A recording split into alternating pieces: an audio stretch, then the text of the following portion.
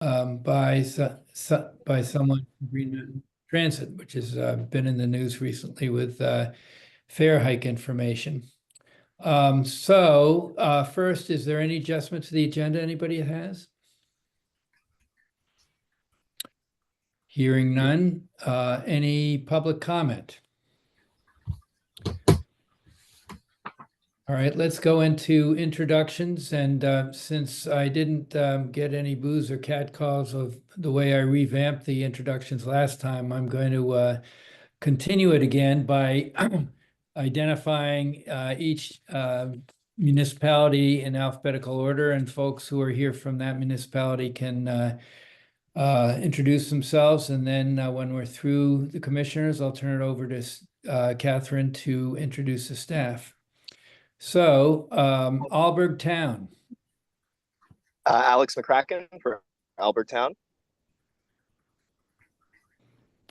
Okay, hearing no others, no one from Alburgh Village. Bakersfield. Call Bakersfield. Looks like Bill isn't here yet. Berkshire.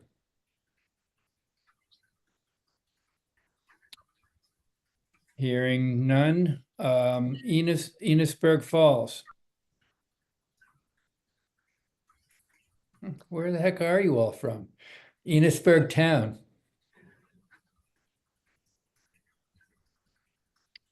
Fairfax. Barbara Murphy from Fairfax. And Sarah's muted, but she's here too. Okay. Fairfield. Julia Callan, Fairfield.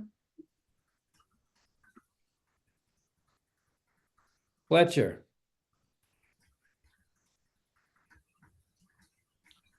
Franklin. Yvonne Dandran, Town of Franklin. Georgia. Carl Rosenquist from Georgia.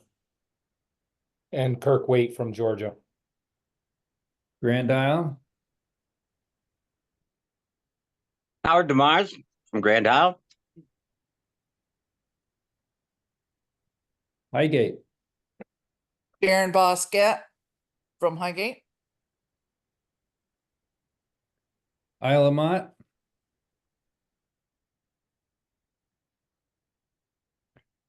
Montgomery. North Hero. Andy Alling, Town of North Hero. Mike Curtis, Town of North Hero.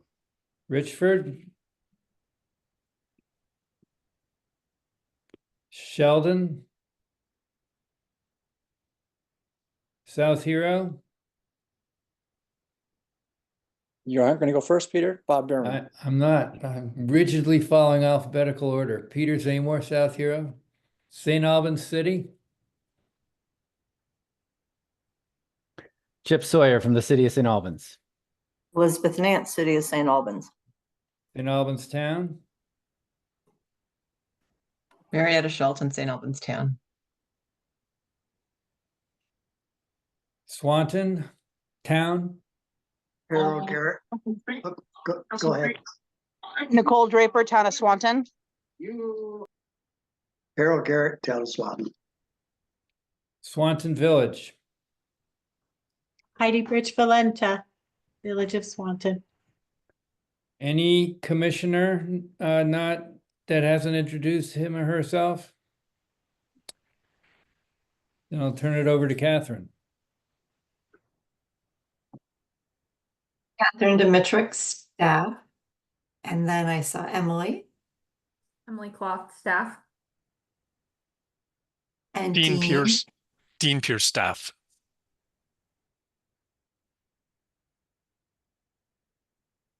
That's all of us for tonight.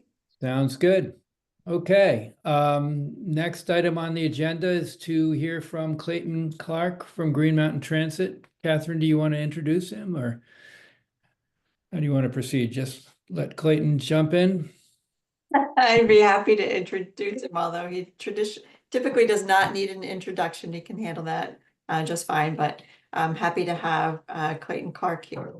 from Green Mountain Transit here to talk to us about all the stuff that's been in the news and other things going on. Thank you so much, Catherine. And You're welcome.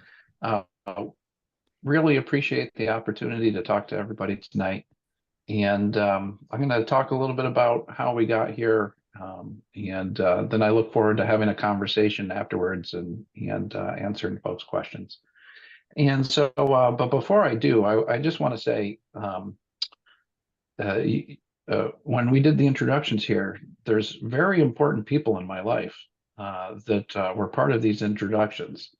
And Catherine, especially, as one of GMT's commissioners, past president, who has spent many years in the leadership role with us and has been very helpful to me as general manager. So happy to see her, to be here for her.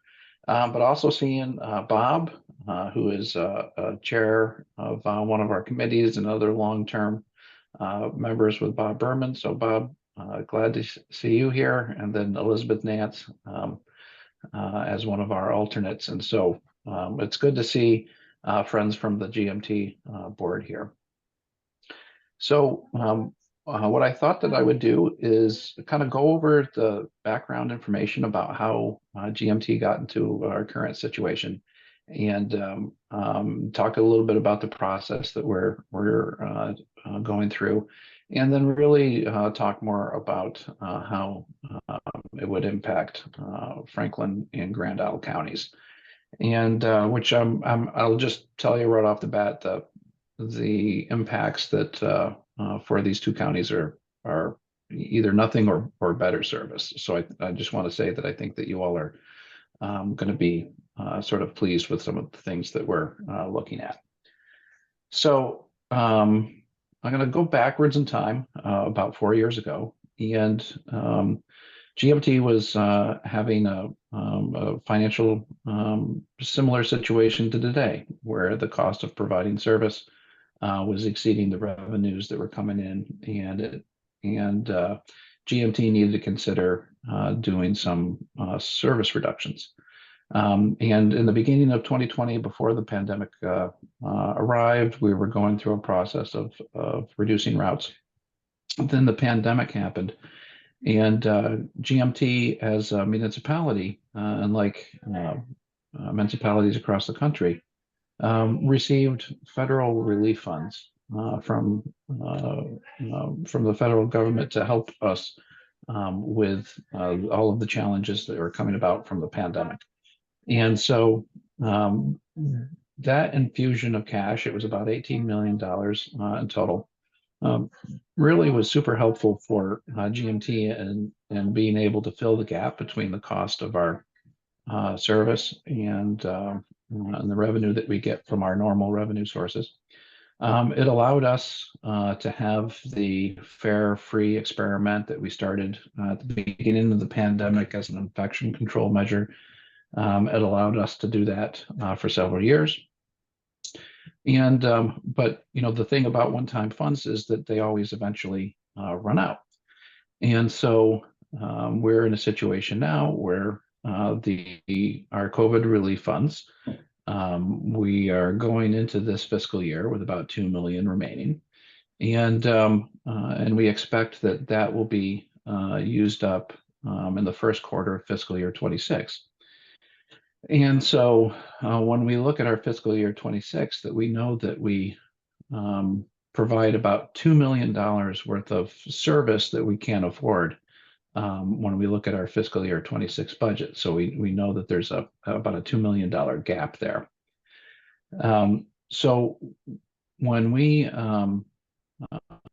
talked about this situation with the legislature this past session, one of the things that they asked us, which I think is reasonable, is to go and try to learn to live within your budget. And so we then realized, and by we I mean the GMT Board of Commissioners and myself, realized that we needed to go through a process where we examined our service and determined what potentially we would eliminate or reduce to end our funding gap. So our board asked us to put together a package that would have $3 million worth of service reductions. I'm really happy to that our gap is 2 million, but what we're considering is 3 million, and that gives us flexibility so that when we go through this process, we know that we are not going to have to, at least based on our current projections, we know that we're not going to have to do all of these cuts.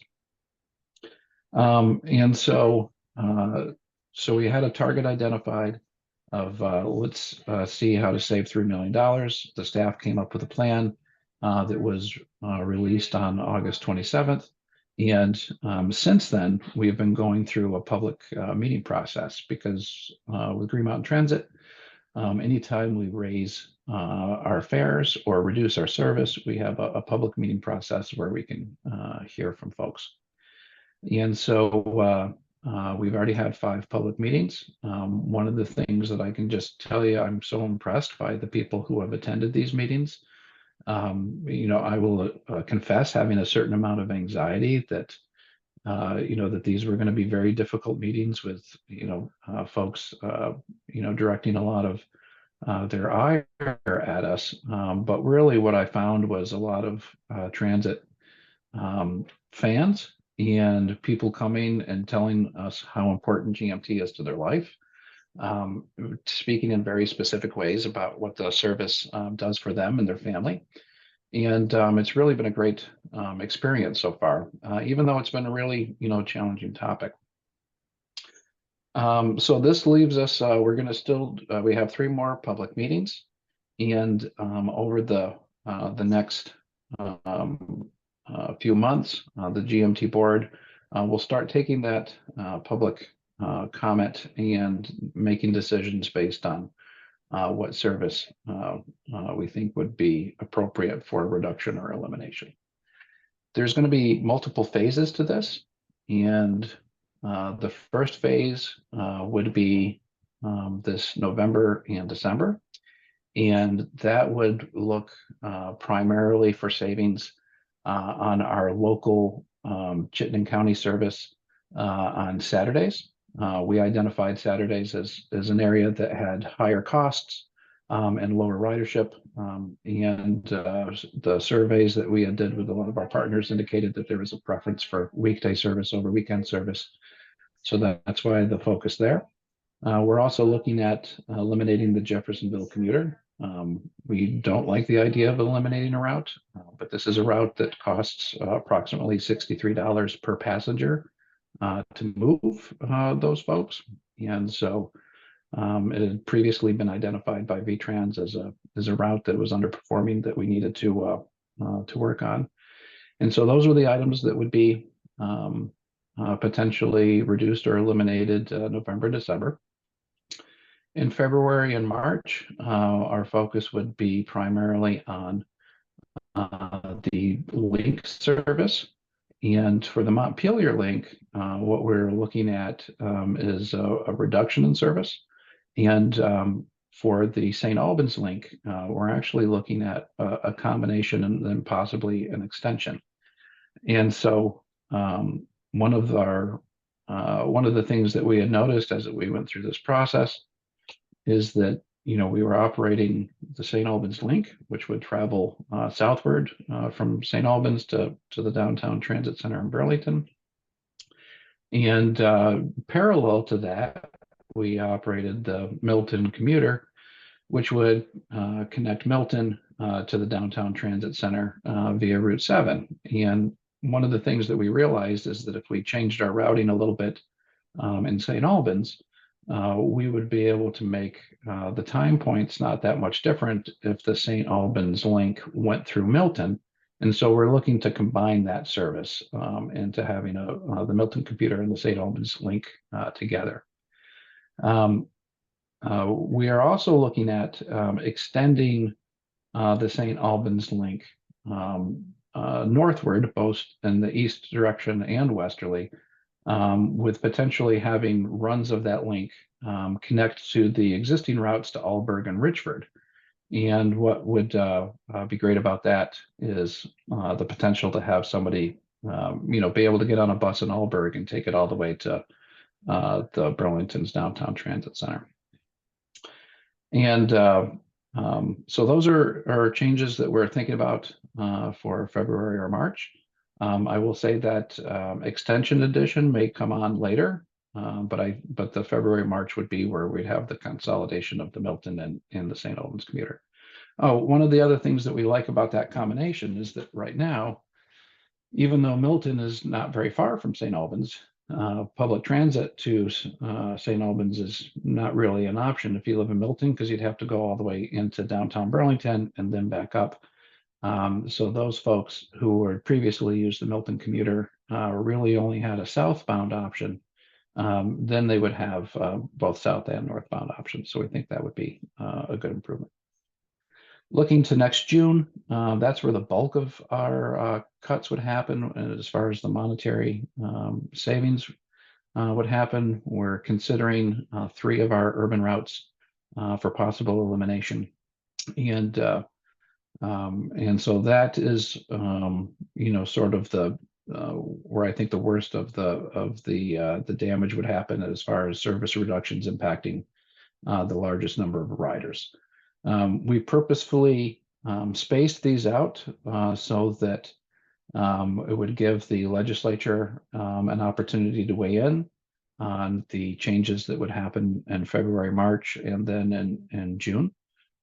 So that if they wanted to sort of reconsider their past notion of us living within our normal budget, that they would have the opportunity to add funds to retain those services. So thinking, let's see, I'm just going through my notes to make sure I covered the items that I wanted to. Hey, look at that. And so I think now what I would like to do is I like talking with people much more than talking at folks. And so unless Catherine or Bob or Elizabeth has something in particular that they would like us to expand upon, I'd really like to just hear, what are the things that interest you, and what would you like me to, keep in mind as we go through this process as far as Northwest Vermont.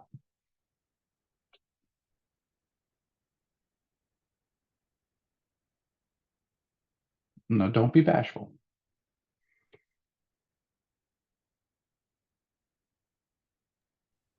Clayton, could you touch briefly on the examination of the service provider for transit and the study that's going on for rural services? Oh, yes. Okay. And yes, I should have thought that this would be certainly applicable for this group. So thank you for thinking of that, Catherine. So one of the things that the legislature also asked us to do is to take a look at whether or not GMT should continue to be sort of a special unicorn. And what I mean by that is that outside of California, there's only one other transit agency that we can find that has both an urban and rural mission. And so when we get the bulk of our funding, and a lot of the public transit rules come from the Federal Transit Administration, and they fund and operate rural transit differently than they do urban transit. And most transit agencies will stick within one category.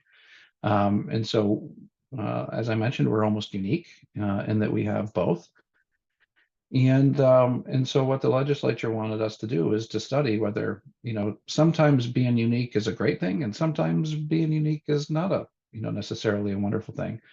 And so they wanted us to do a study to see whether it actually would make sense for GMT to sort of go back to its CCTA roots of being the urban provider in Chittenden County, and then having other transit agencies provide rural transit. And so for Franklin County, there's considerations to have SSTA and rural community transit take over our on-demand transit program. And so it looks like we would continue to do the fixed route service, but the on-demand transit for older persons and persons with disabilities program, for Medicaid, and Mobility for All programs, that those on-demand transit would be done by either RCT or SSTA. So there was a study that was just done that showed that that they would be able to do that more cost effectively than we could. You know, this isn't surprising. The majority of our drivers are CDL drivers who are trained to be able to drive buses, and a lot of on-demand transit is in smaller vehicles that don't require a CDL driver. And so one of the things that will be happening over the coming months is continued analysis to see whether or not GMT should retain that on-demand service. I do know that our folks in the islands are very protective of the wonderful asset that they have, that is cider, and you know, there's no intent to do anything that would change cider's role. And if anything, there's the potential discussion of having cider kind of stand up on its own and be a direct recipient of VTrans, where right now we contract through them. So definitely, I think that you know, looking forward in the future, I see that GMT is still going to be operating in Franklin County, at least when it comes to the fixed route service. But we may have another provider come in to do the on-demand transit. I've got a question. Based on your discussion, it sounds like there's no consideration, or it's been evaluated and rejected, to reduce the size of the vehicles in Chittenden County as a cost-saving measure. So I can, yep. So I can tell you that when I arrived at GMT in last year, one of the first questions I asked was, why do we, you know, have all of these large buses? One of the things I can say is that the cost savings in our urban area for having a smaller bus is actually almost negligible. The city buses that we purchase, they're more like ships or boats than vehicles that you and I would, you know, think of.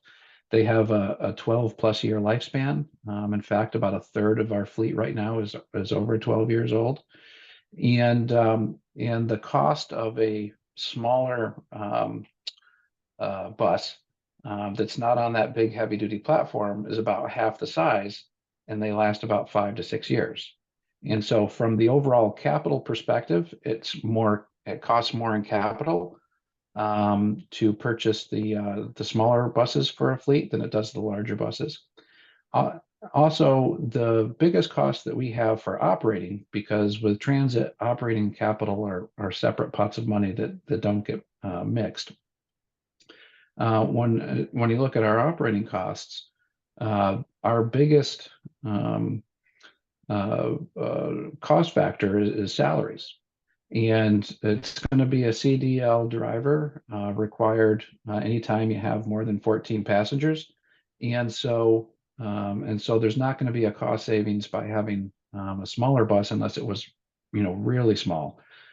The benefit that we have with having all of the same buses is that any of our urban buses can operate on any of our urban routes. And so if we have a mechanical breakdown with a bus, we know that any of our other buses can perform that route and still do everything that it needs to do. The other issue is when it comes to maintenance and especially parts inventories, that having parts inventories for each additional model of vehicle that you have really adds to the expenses, and having to train your staff on each of all of the different models really adds to the expenses.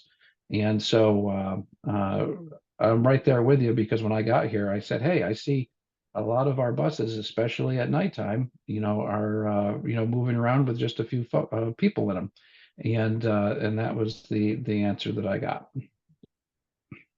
Thanks very much. Sarah, you have a question? Yes. So we are in the middle, or starting to begin going into budgeting season. And Fairfax does not have any of the main trunk line. However, we do have, we are shared by some of those special services that you stated, the non-emergency medical, seniors, elderly. And as part of our budgeting each year, we're one of the communities that actually gives the, years ago, is a proportioned share that was recommended for each community to give for those services. And we put that to the voters on our March town meeting day. So I'm just wondering about this possible transition to SSTA, and if that would be for July 1st. You're thinking like next fiscal year, or is that further into the future? Just because I think I'll have some of those questions from our board. Yep. So I think that it would probably be, later. But I can tell you that if it were to happen on July 1st of 2025, that whatever we received would then get transferred to the provider that was be doing that service. So you wouldn't have to worry about losing your contribution.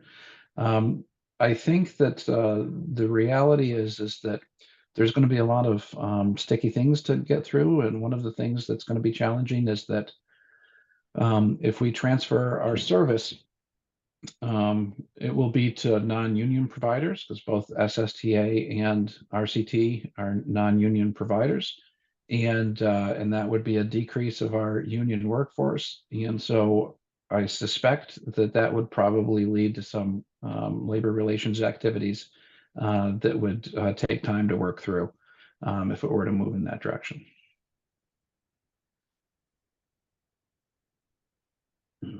Other questions?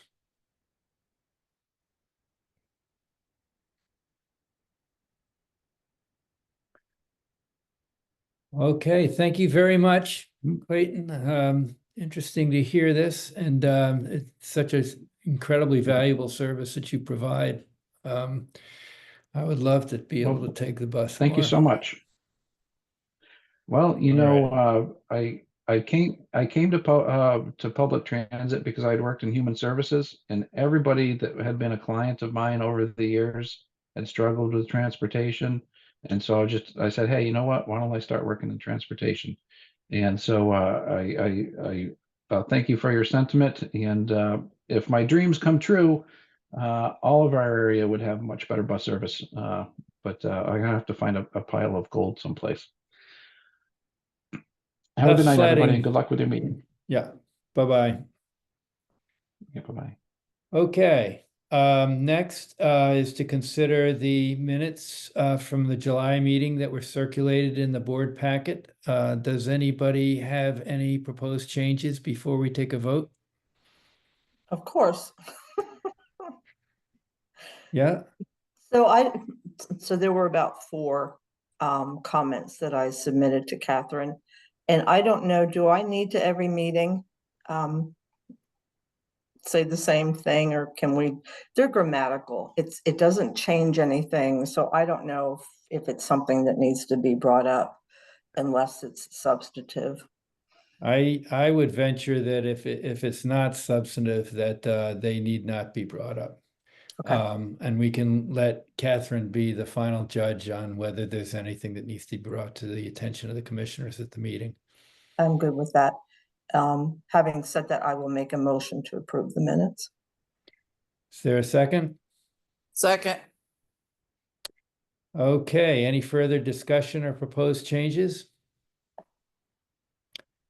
Hearing not, all those in favor say aye. Aye. Opposed? Abstain? I wasn't there.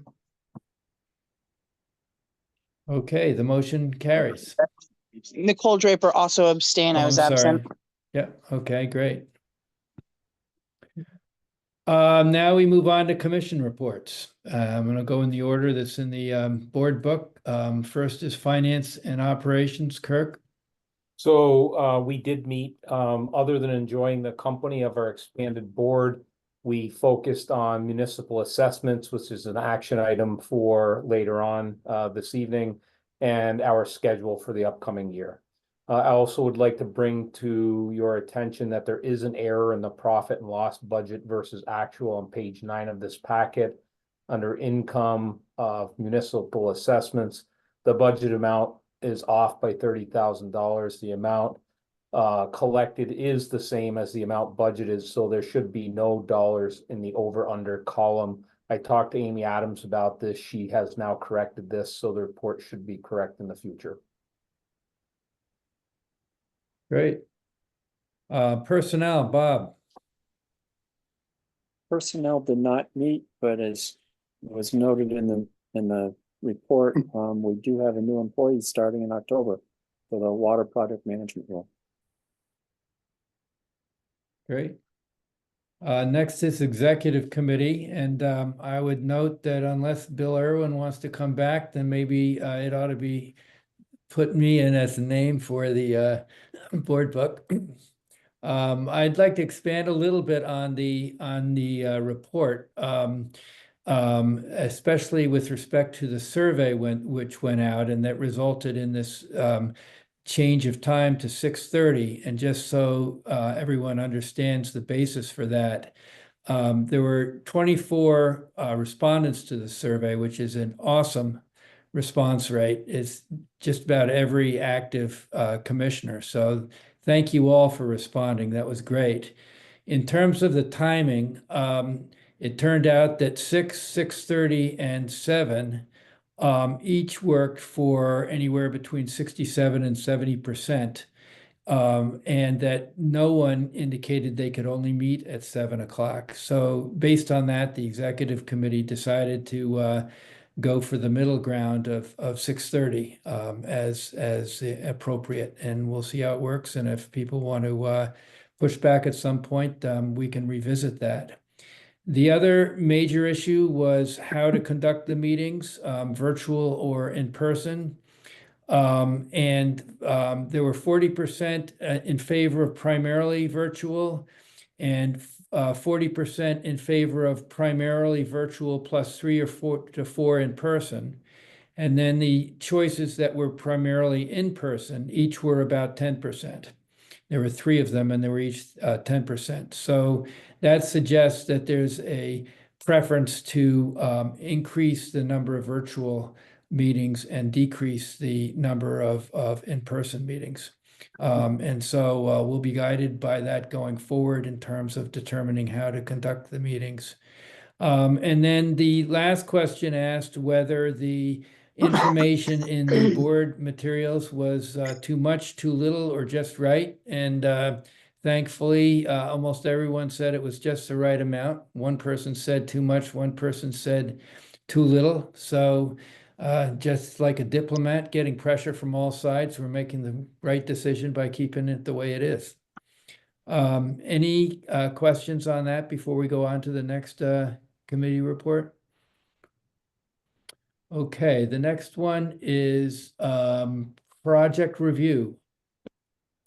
Project review did not meet. There was a couple of minor, my understanding is Catherine conversed with me and we decided that the staff in-house could handle the 2 minor projects or a couple minor projects, whatever they were. And we were able to let Emily have her week's vacation that she so deserves.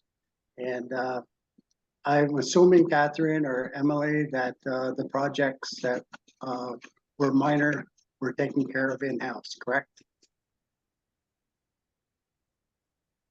Emily is nodding her head.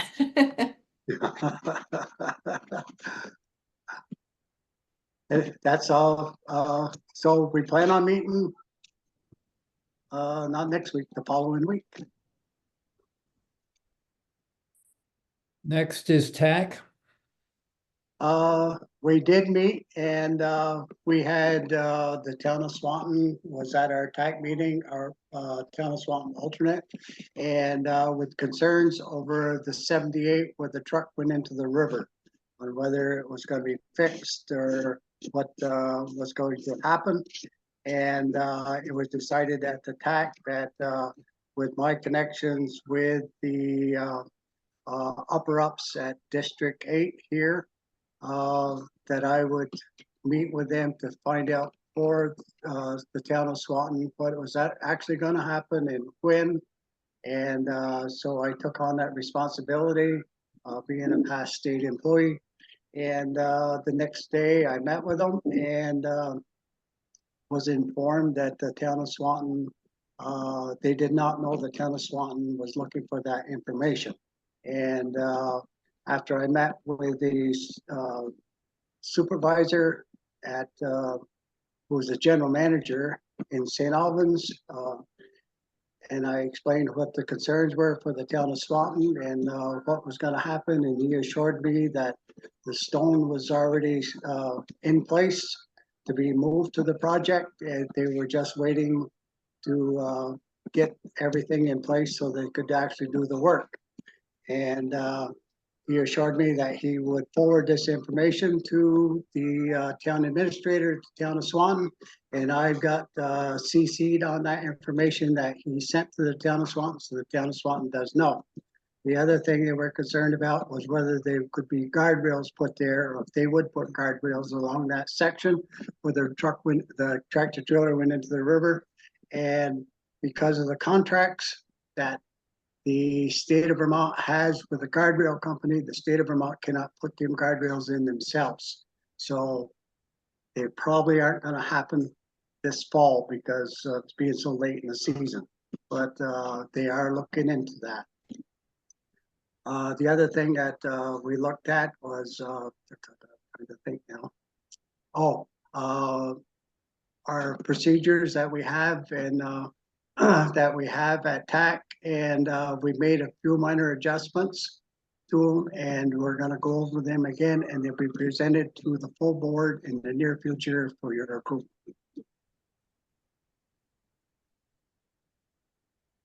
Okay, thank you, Harold. Next one is brownfields. Doesn't look like we Megan. have.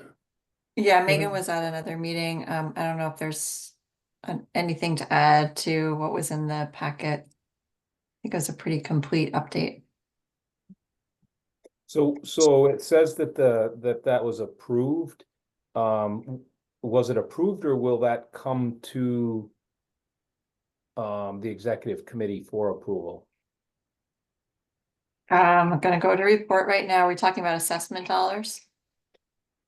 It said the committee approved funding for cleanup feasibility and corrective action plan. Yeah, those were assessment dollars. Yeah, and so that doesn't need to go to the executive committee. Okay, thank you.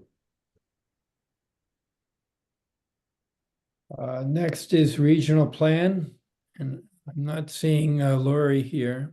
No, Lori is out of town, but I am going to be working with her to schedule a meeting of the newly constituted regional plan committee so we can lay out our plans and process for the upcoming additional changes to the plan related to housing targets and land use. Vermont Economic Progress Council. I did attend virtually the meeting in August and learned a bit about TIF. That was the highlight of that program. Not really anything that, other than in that broad sense, applies to our region. There's a retreat in October that I believe is going to highlight some of the programs in St. Albans. I don't know if I'll be invited or attending that, but yeah, keeping my ear open for when they're really speaking to our region. Great, thanks. Green Mountain Transit, anything in addition? Okay, Healthy Roots Advisory Committee.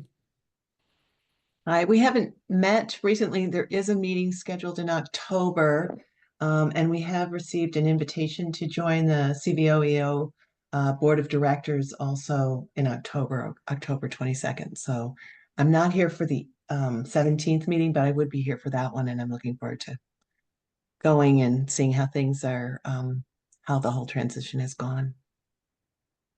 Sarah, I see your hand. I don't know how long it's been up there, but go ahead. It's all right. I just wasn't sure if you're coming back to the Municipal Plan Review Committee. We'll be coming back for an action item. All right, for Montgomery then. Yes. Let's see. One last one is the foundation. Kirk, anything? Nothing to report. Okay. Then we move right along to the regional plan amendment that was before us before.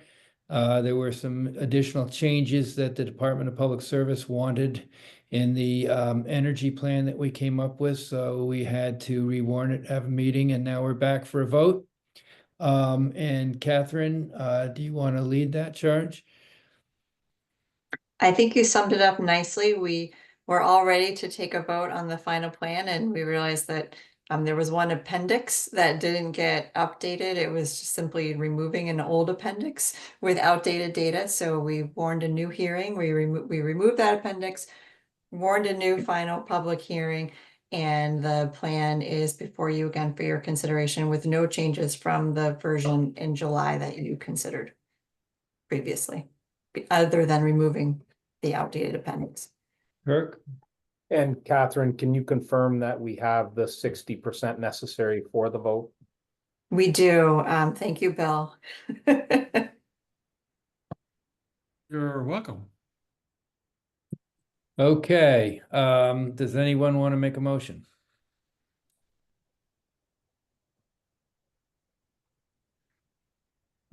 Carl, is that you have a question or want to make a motion or? I have a question. I was just Yeah. curious. I tried to download this because of course I'm pretty new to this organization. And it didn't seem to download. It kept on, it's probably my machine, but as a result, I'm probably gonna say I'm gonna abstain unless there's a problem, because I don't know enough about this at the moment. Okay. Catherine, We're do you gonna have enough? numbers without Yeah. Carl? Or was I that one? We don't. That deciding member? Sounds like you may be. I may be. All right. Well, let's see how it goes. Okay. And I probably would trust the rest of you if that becomes the case. All right. So anyway, just a comment. We'll see as we proceed. Thank you.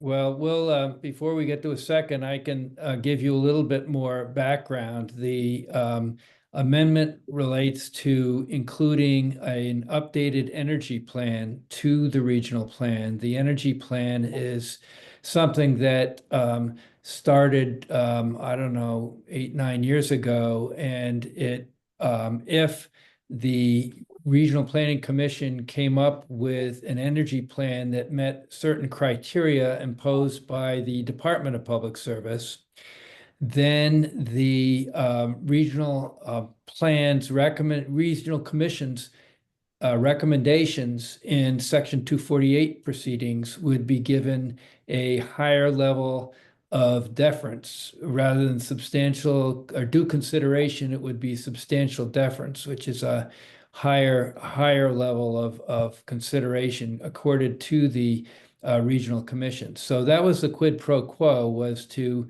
come up with a plan that met various goals that the department had identified and quantified from various legislative acts relating to climate change issues and energy conservation issues.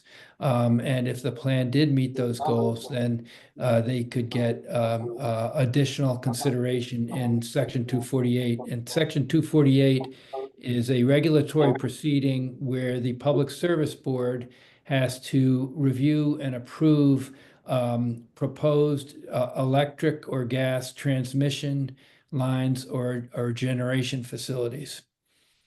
I'm sure Catherine has more to add, but that would be my 2 cents on the kind of the background of this document. Well, thank you very much for bringing me up to date to that. Does Catherine have other comments to make or not? I think Peter summed it up really nicely. The plan was developed over about a 16-month period with our regional energy committee. And the board members on that committee and some outside of the commission members worked really closely with staff to make sure the plan really reflected both the state requirements and the realities of our region, both with the transmission constraints and the other competing interests that we have in our region that sometimes didn't completely align with some of the state policies. So I think the committee did a really nice job of coming up with a really balanced plan that enables us to meet the requirements, but still reflects the region as a whole. Thank you. So back to the process. Is there a second? Did we have a I was gonna have one motion? question. Hold on, Alex, you were saying something? I'm sorry, I'm not sure I followed who made the motion. Oh, perhaps they didn't. I thought someone did make a motion. No, I think we didn't get a motion. We If now nobody- have one, but Howard just made a motion. I'll make a second. motion that we accept the regional plan as amended in its final iteration. I'll second. Thank you. You're Still welcome. learning here. Okay, so, I had a question. yep. Go ahead, Linda. Okay. How does this tie in with the legislature's vote to put a surcharge on fossil fuels? It doesn't. It's not related to that, and the plan, it doesn't take a position on that one way or the other. Okay. Will there be amendment later if the legislature comes back and changes anything? I don't think that legislation impacts the plan. So I don't know that a amendment to the plan would be necessary, but if the legislation was changed, certainly that's something we would want to look at and see if it impacts the plan in the future. Okay, thank you, Catherine. You're welcome. Carl? Yeah, it's just following up on that. How about the clean heat standard? Is that Mhm. part of this plan? Is that correct? It is not? It's not, the plan does not take a position on the clean heat standard. Thank you. Other questions or comments?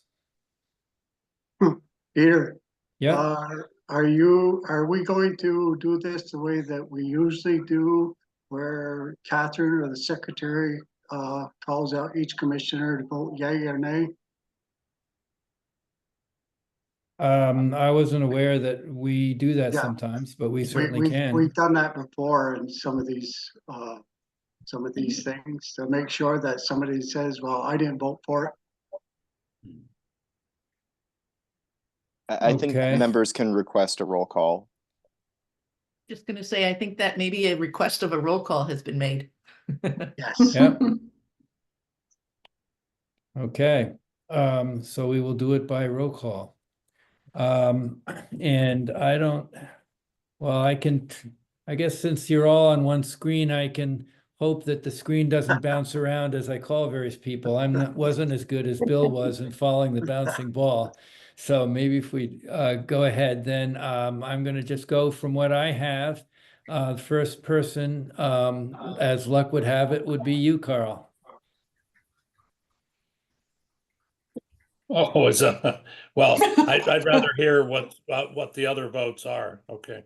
Okay, This- I'm second and I'm gonna vote yay. Yvonne, Yay. Kirk, Yes. Bob Bierman, Yes. Julia, Yes. Catherine. I don't get a vote. Oh, you don't get to vote? Are you kidding me? Give you a vote, Catherine. I'm learning all sorts of stuff tonight. Barbara, Yes. Highgate Town Administrator. Yes. Mike, Yes. Chip, Yes. Andy, Yes. Marietta. Yes. I'm sorry, I don't know your first name, Valenta. Heidi. Heidi, Yes. Heidi, okay. Elizabeth, Yes. Yes. Alex, Aye. Bill, I would vote yes, and Carl, I think you can trust us. Thank you. Nicole. Yes. Okay, Carl, you're the last one. I'm the last one, okay. And I guess I say yes, because I'm gonna trust you all. I don't think you got Sarah yet. Oh, I'm sorry. I don't know how you disappeared, so I'm sorry. Sarah, go ahead. Yes. You didn't get me either, Peter. Okay, Harold. Yes, yes. Oh, and Chuck, did Howard I Demar. get you? I made the motion, so I guess I'd like to vote, Peter. Okay, you know, Bill, you're gonna have to come back and share this thing. I'm doing a terrible job. Go Howard ahead. Demar, Grand Isle, yes. Okay. The easiest way I find is just use the paper that's in our packet each month. I was going to do that, and I thought, well, you're all on one screen, but obviously even that's above my skill level here. Okay, well, let me be very clear. Is there anybody who is a commissioner at this meeting who has not yet voted?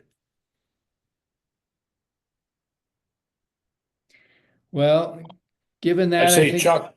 It looks like Chuck is trying to talk. Okay, Chuck. We can't hear you though.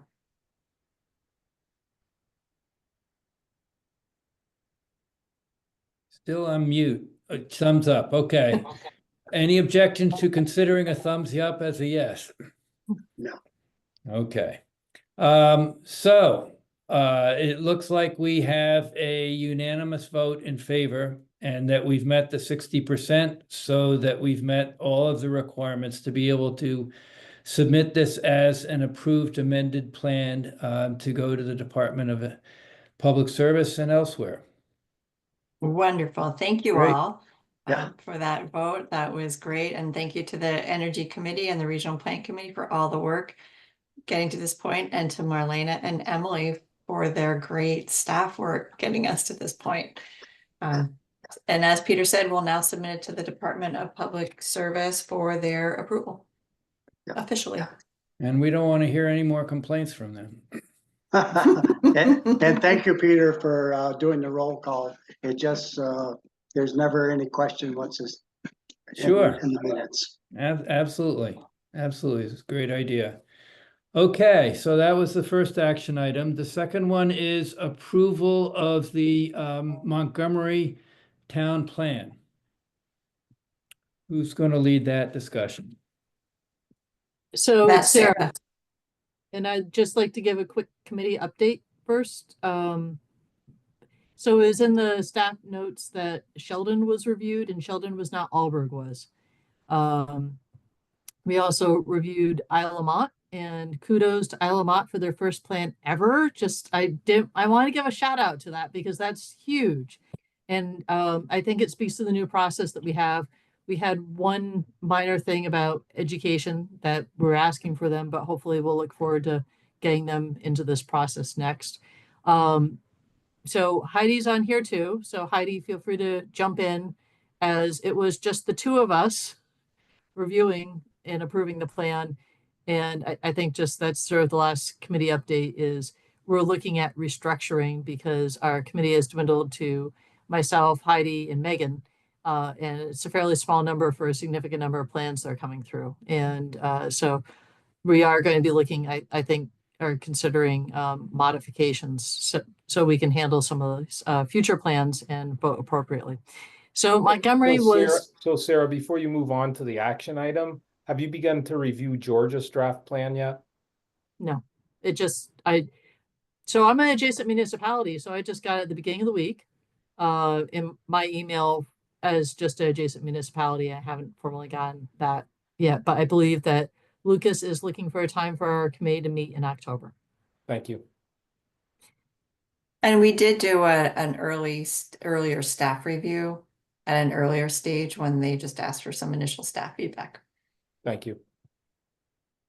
So with that being said, with no further ado, Montgomery was reviewed through our new process where we got to review it. This is our second time reviewing it, which was great. You pick up different things reading it different times. Very comprehensive. was complete, met every category, no modifications requested. Heidi, do you have anything to add? So we're recommending approval by the board tonight. Happy to take questions. Any questions before we take a vote? Hearing none, is there a motion? I have one. Can this be done in one motion or does it need to be done in two separate motions? Because there are two actions, right? There's approval and then confirmation. Yeah. I They think have it to be needs to done be done in separate. two, because to be confirmed, you have to have an approved plan. Right. So you have to take that action first. Thank you. So we're, okay, so we're first need a motion to approve the Montgomery plan. So I'll make moved. that. Oh, sorry. No, go ahead. I'll second Sarah's motion. Any further discussion? I believe I was on this committee back when I represented Swanton. If it's a small committee, I'm happy. If it's appropriate to jump on that committee.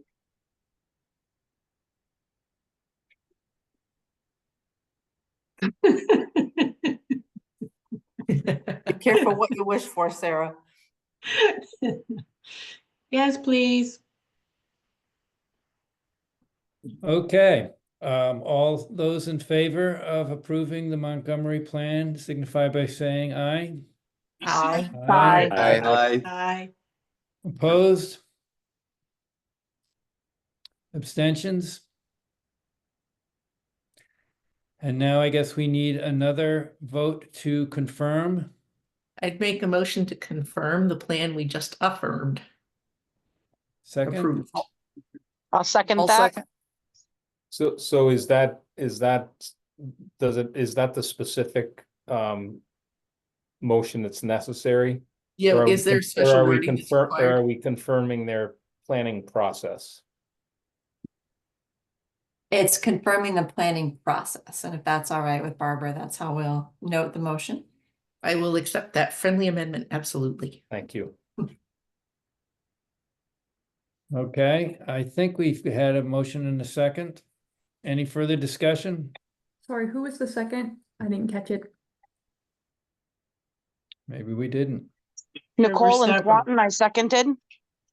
Nicole, okay. Nicole. Thank you, sorry. Okay, no further discussion. All those in favor signify by saying aye. Aye. Aye. Aye. Opposed? Abstain? That motion carries as well. The next item is the fiscal year 2026 municipal assessment rate. Kirk, are you going to handle that? Sure. So the finance committee reviewed this, and per our policy, which is that there will be an increase of 3% per year, or the employment cost index for New England, whichever is lower, we are making a recommendation of 3%. The employment cost index for New England is about 3.5% right now.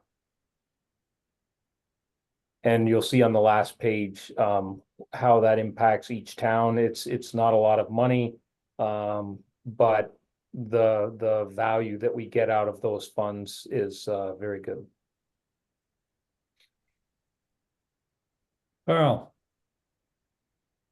Is this the assessment that goes to each of the towns? It would be a 3% increase, or the other one you said, Kirk? Correct. So it'll be 3% as our recommendation to the full board, because it is the lesser of the two. The other one was 3.5%. And for Georgia, that amounts to a change of $173. Thank you very much. I appreciate that. Other questions? Is there a motion? Yeah, I'd make the motion that we approve the assessment for fiscal year 2025. I'll second that. 2026 isn't it, Kirk? Yes. Oh, Okay. sorry, 26. Sorry, Kurt. I'll still second it then. I Any- even got confused by that today, so. Any further discussion? All those in favor, say aye. Aye. Aye. Opposed? Abstentions? Okay, we're 3 for 3.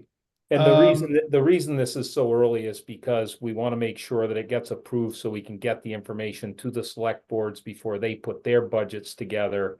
And their budget is for next year, and our year starts in July of next year, so. And I really appreciate this earlier time frame because usually we do it at the November or December meeting, and we are scrambling to get everything out to the towns ASAP right after that meeting. So this is nice from a staff perspective. So Great. thank you, Finance Committee.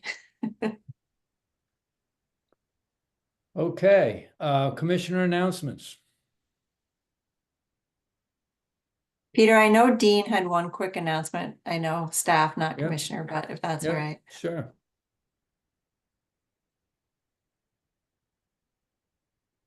Yes, thank you, Catherine. I'm trying to get my video going again, but maybe that's less important. I just wanted to share with the group that a public information session on Vermont's so-called 3-acre stormwater regulations will be happening on Monday evening. I also wanted to thank Commissioner Carl Rosenquist for bringing this idea forward, or at least the topic, and thank a couple of other commissioners, Heidi, Chip, who have helped spread the word. The meeting will be at the St. Albans town offices. It'll also be on Zoom. It's going to start at 7 p.m. sharp, and I am going to drop a link in the chat.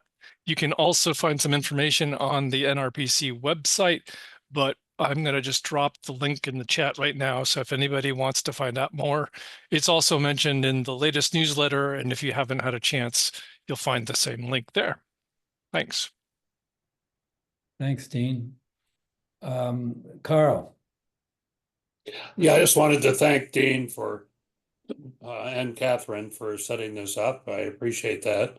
And we're hoping we have a good turnout. I'm trying to figure out how to get some posters together and put especially down at Sherwood Forest, that seem to be the most active group that's concerned. Because this is a tough thing, because the select board members find themselves sort of in between.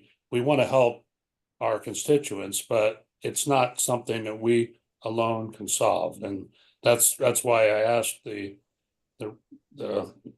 planning commission to help us on this. And I appreciate the fact they've stood forward, and hopefully we'll have a good turnout.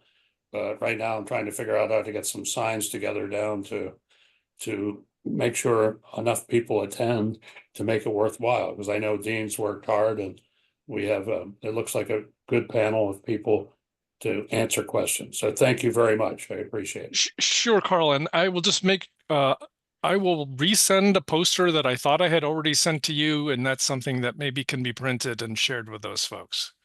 No, thank you. I mean, I appreciate that. That's what I'm trying to do, but I was speaking to a couple of people. I guess maybe we didn't react quick enough to your poster, but how to make it like a poster we can put down on like the entrance to Sherwood Forest and all that. But we're working on it. Okay, so there's that. Those are the people that have been most vocal on this whole issue. So we're hoping we can make sure we get a number of those people. And we called a couple of I wouldn't say advocates necessarily, the people who are most concerned that brought this to our board, that they were very concerned, and hopefully they'll get the word out as well. So thank you, Dean. I appreciate it. I didn't say you didn't react or give us something.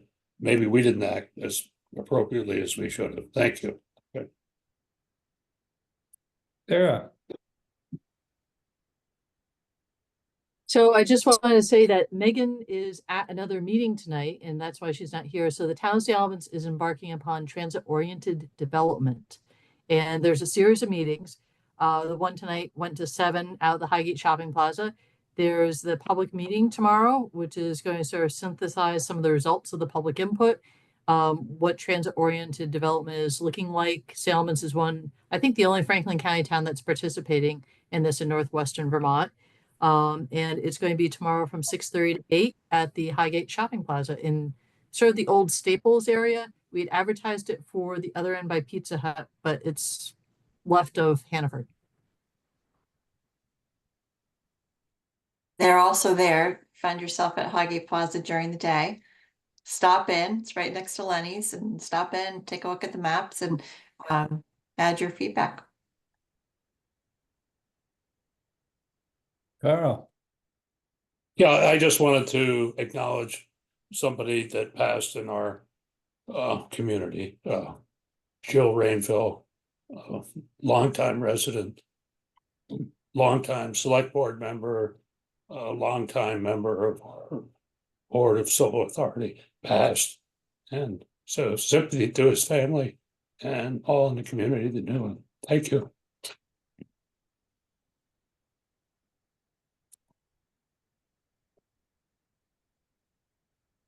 Thank you, Carl. Any other announcements? Dean, I just wanted to, I think everybody probably knows, but phone's going off. Sorry about that. Some may not know, but the St. Albans Co-op store is closing. It will be closed November 1st. Right now, they're liquidating everything that's in the store, and they're putting together what is going to happen after November 1st. There'll be no more cash transactions.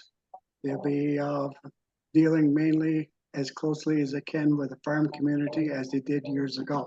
So just so everybody knows that the St. Albans Co-op store, it is, there's not much left in the store now, but it will be closed November 1st. Thank you, Harold. Anyone else? Well, in the immortal words of our former chair, is there one last motion anyone wants to make? I move we adjourn. Can I just make, this is Chuck Federber, can I just say one thing? Sure. I want to thank Emily. She's been working diligently with the town of Fairfield to do a lot of work with the rewriting of our town plan and our rules for regulations for development. I know Julie probably feels the same way, but Emily, thank you for all you've been doing. You've been amazing. I know it's not been fun in some of those meetings, but I just want to share that she's been amazing. And they're not easy to get through, but she's doing an amazing job. And I've always been an athlete for all my life, and we never talked about we never used the word staff. We always use the word team, and she's a great team player and a team member. And thank you, Emily, for all you've done. Thanks, Chuck. You're You're here. welcome. You're here. All right. I guess that's it. And anybody want to make a motion to adjourn? Seems one hand up. Sarah has a hand up. Okay. Well, okay. She took it down. We'll I make a motion to interpret it that adjourn. way. I think I made a motion to adjourn. Yeah. Thank you. We are adjourned. Thank you all very much. We'll Thanks see you all. next Have time. a nice night. Thank you all. Thank you. Bye-bye. Good night. Good night. Bye.